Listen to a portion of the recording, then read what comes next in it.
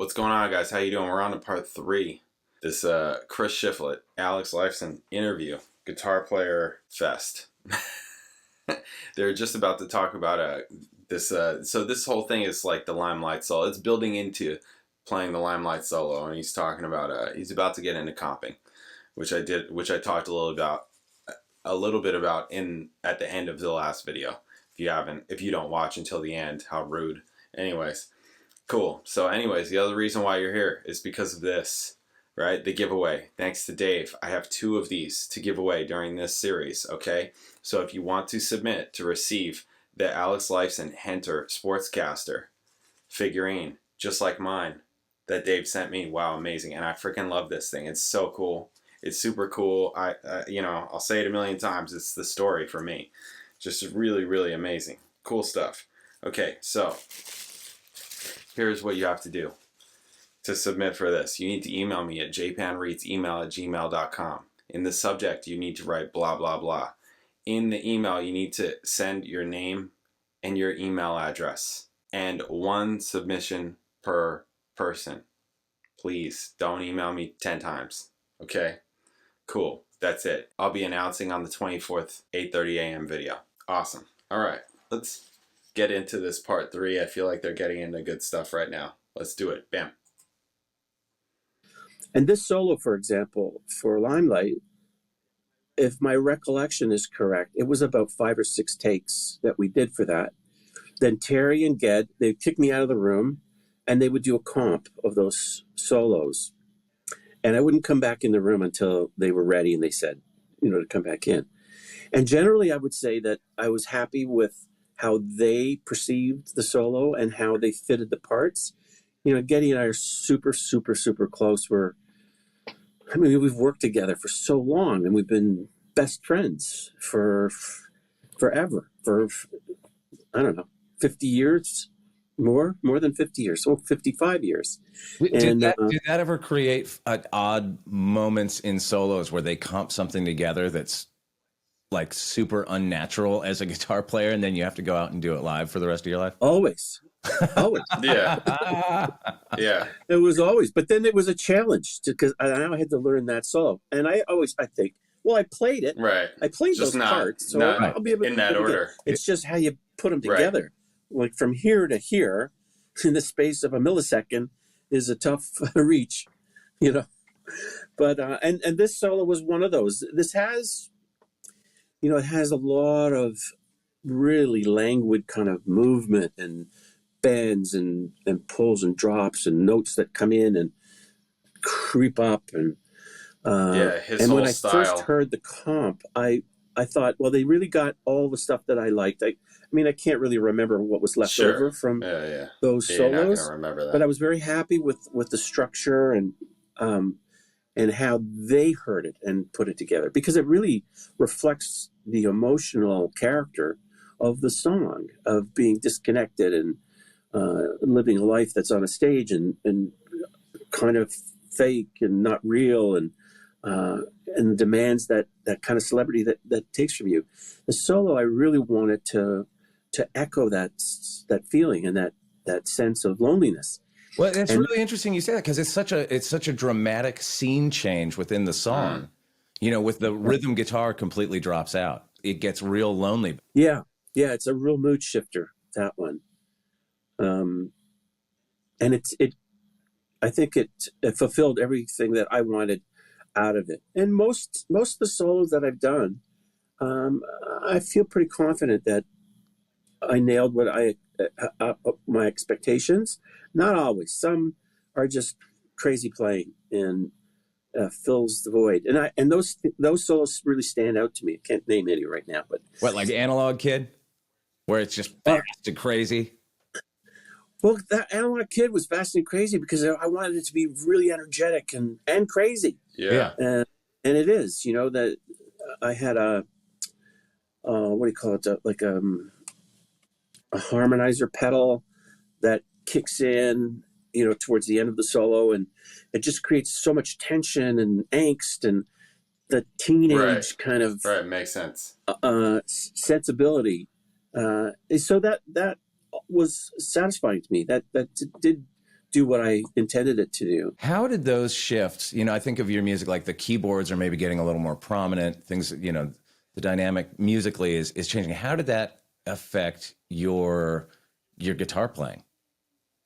Well, I would say that in the beginning, like around the time of 2012, just a little after that probably, and we introduced the Mini Moog and bass pedals, and Geddy and I both had bass pedals. And, Taurus pedals, right? The Taurus pedals, yeah. We wanted to expand our sound without expanding the size of the band.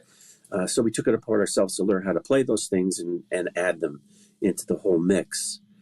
I think around the time of Power Windows, where we sort of reached that peak of keyboard use, and it got much more difficult for me to feel comfortable in what I would typically do in our music. And quite often those keyboards were recorded before the guitar was. So it left me to have to recreate or create. That also kind of makes sense, though. I didn't really intend as a producer, to fit in. That kind of makes sense. And a tonality though. that was sit on top of these very, big middle frequency keyboards. That was really, really challenging. I used, around that time, I used this guitar was called a Signature, and it was single coil active pickups. So very, very clean, very chimey. I hated that guitar. That guitar was like an awful guitar to play. Damn. I'm sorry, what was that? What was the brand? It was called the Signature. Wow. And I had a few of them, a white one and a red one. Yeah, it was a Canadian company that made them. And but I liked how the pickups cut through all the keyboards and kind of put the guitar up on a higher level on top of the mix of all of these sounds. But it was super challenging to get that. It was very difficult to do like a heavy rock guitar in amongst all of this keyboard stuff. And I mean, I love that. I love those records. They're very different in terms of our whole discography. Yeah. Those really stand out as very, very different records. They have a very different feel, crisp, clean, with all of this intricate keyboard stuff. But it was hard. And I'm not sure that I felt like this was where Rush should be going. But we went there, and I was along for the ride, of course. And then after that period in the early 90s with Counterparts, we went back to more of a heavier sound, but still used keyboards in a supportive way rather than a featured way. Wait, so was the Signature guitar you're talking about, is that the Sportscaster? Oh, no, it's the Sportscaster. That's the Hentor. Okay. Yeah, that's the one that I actually used for the Limelight solo. So, wow. In the late 70s, see what I did there? A Strat that I would use as a backup guitar. I might use it for a couple songs, but generally it was a backup. In case I broke a string, I'd just play that for a song or two and get my guitar back. But I wasn't crazy about the sound, the difference between the Gibson and the Fender. So I dropped the humbucker in it. I actually did it myself. We were on tour in England, and there are some great pictures of me sitting in the dressing room, with all the like a saw doing. Are you like routing out the body of the guitar to put absolutely, yeah, really? and cutting the pick guard and the whole deal. And I dropped the humbucker in, and right away I really loved the way it sounded. Now it had the balls, but I still had the middle and bridge and forward pickup that were Fender's single coil, so I could get a nice clean tone without having to turn way down and change the amp settings. And then I had the Hentor built by Venom in Music. They were a company in Maryland, I think. And it was based on that black one that I reconstructed. And then there was a red one that they built after that, which is sort of what this one is supposed to remind us of. I wonder what was actually in his head. Was a completely different thing. It was a single coil. The neck sat very high on the body. So it was just awkward, and it felt awkward, and it felt stiff, and I didn't like the neck, and it had one of those weird kind of headstocks, and like a Parker. And I did the best I could with it, but I was so looking forward to getting out of that mode. And then I went right. And then in the early 90s, I started using Paul Reed Smith a lot. Yeah. I love those guitars. They're so well made. Every PRS that I got out of the case, perfectly tuned, felt amazing. Really, really enjoyed them.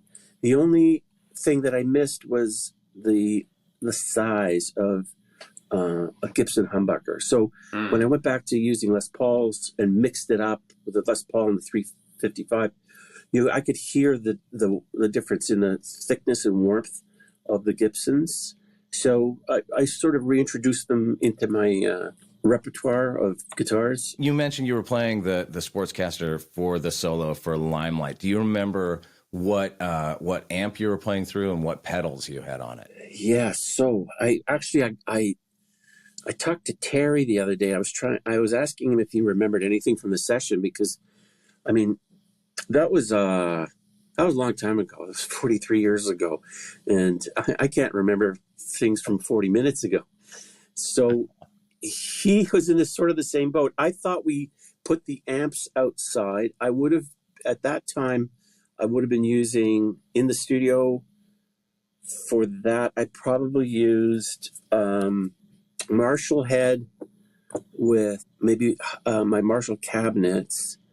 And I probably had one of the Marshall Countrymen.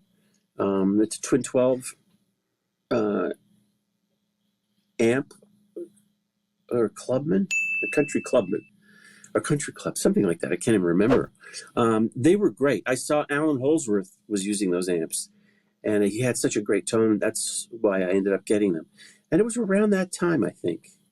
And for pedals and effects, I think I was using a Loft for that soft phasing, and we would have set up probably a tape loop for the delay. Oh, okay. And, so it wasn't like an Echoplex or something. It was. No, I don't. Was I still using my Echoplex then? I don't think I was. I think we set up a proper delay with a 2-track tape, which was common. But that's what we did a lot back in those days when we wanted to get longer delays. Because the digital delays were just coming online, and they were all pretty short. I don't think you could get more than about 250 milliseconds back then. But the Loft was a great unit. It was a company in New Hampshire, I think, that made them. And it was like a chorusy phase unit with a very short delay. But they had it had a really beautiful chorusy effect. And you could create that soft, gentle phasing as well. Nice. Yeah, very cool. A lot more gear talk. These are two guitar players. What do you expect? Right? A lot more gear talk. Cool stuff. They brought up the Henter. I didn't know that. I wasn't See, I don't know all of it. I only know the beginnings and the ends because of where it's cutting or whatever. Because I did the cut, but I didn't know he was going to talk about the Henter. That was perfect. Yeah, so, wow. Amazing. Wow. Really, really, really. That couldn't have come out more perfect. It sounds like, did he auction off those Henters? Like, how would he not keep... That's why I'm like, how would you not keep that? And especially, like, after he's like, that's kind of... After he's talking about, that's kind of what this red guitar right here is modeled after. Kind of, like, it just sounds like the Henter was better than what he's got right now, even though he's got a rep... it's got his name on it, Anyways. Was I picking up on any of that? That's what I got. Anyways. That's cool. Talking about gear, talking about, right, they talked about comping and how Geddy and Terry Brown would do all that and just, work on that. That's definitely best because you don't want too many people tossing their opinions out on that kind of thing, because then you get nowhere. You're going to get nowhere. You know what I'm saying? Like, it's just too many cooks in the kitchen kind of thing. Yeah, so that's... And they do the same thing with vocals, right? Comping, like, it's all this, they do the same thing with everything, pretty much. right? Just comping, that's like a normal, regular thing. And if you're not comping, you're there recording right there and you're dropping in to fix a take or whatever. Like, all right, I'll you know, I'll give you 2 bars or 4 bars and you're coming in right at this point and just play right along and it'll, you know, all that kind of stuff. I don't know how they did it back then. I don't know if, you know, I wasn't recording back then. Was I even alive? I may have barely been alive, if at all, at that point. But, you know, when I was doing all this stuff, you know, in the 2000s, basically, is when I learned and taught myself. It's like, yeah, you can. It's just all in the box, they call it, right? It's all just in the box, right? Just all in Pro Tools. That's what I learned was Pro Tools. I decided to learn Pro Tools and not Logic or any of the others, just because, you know, that's just what I learned. So, anyways, yeah, cool stuff about the just gear talk, the effects, all that kind of stuff. Yeah, and this is like we're in the good stuff. I feel like we're in the good stuff right now. So we got 2 more parts. The Henter Sportscaster giveaway. How to enter. Email me at jpanreadsemail@gmail.com. In the subject, put blah, blah, blah. In the body, send me your name and your email address. 1 submission per person. Okay? And I will be announcing who wins. 2 winners, because I have 2, thanks to Dave. Okay? I will be announcing the winner on the 24th. 8:30 a.m. video. Make sure you submit. But how have you not submitted yet? What are you doing? Are you a Rush fan? Did you just hear what he was talking about when he was using this guitar? I mean, come on. So, submit. All right, thank you guys. Catch you later.